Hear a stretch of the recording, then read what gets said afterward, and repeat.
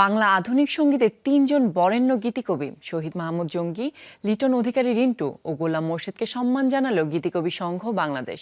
শনিবার বিশ্ব সাহিত্য কেন্দ্র মিলনায়তনে সংগঠনটির আয়োজিত প্রথম গীতিকবি আড্ডা অনুষ্ঠানে তাদের প্রতি এই সম্মান জানানো হয়। তুষার হাসানের সঞ্চালনায় আয়োজনটি শুরু হয়। এতে স্বাগত বক্তব্য রাখেন সংঘের সাধারণ সম্পাদক জয় শাহরিয়ার।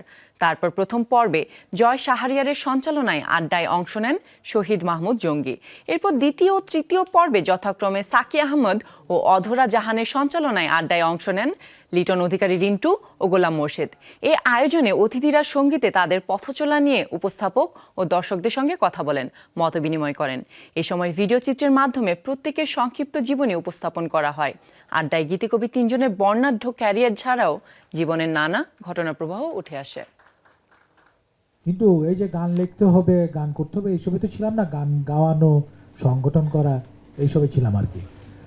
তো 77-এর দিকে আমাদের সৈকতচারী হয়। সৈকতচারী একটা বড় কৃতিত্ব হচ্ছে চট্টগ্রামে আমরা যেটা এখন দেখি যে ভোরবেলায় বিসিল পার্কে পয়লা বৈশাখ, হ্যাঁ, সেটা প্রথম 1978-এ সৈকতচারী শুরু করে। এবং তখন আমি মনে হয় সেকেন্ড ইয়ারে, নকি মনে হয় ইন্টারমিডিয়েট দিবে বা ইন্টারমিডিয়েট সেকেন্ড ইয়ারে এরকম কিছু হবে।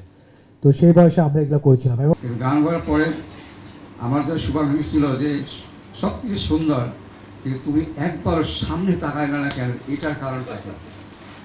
আমি বলছি আমি যে সামনে তাকাতাম তাহলে গান হতো না, গানের প্রাণ শেষ হয়ে যেত। কেন?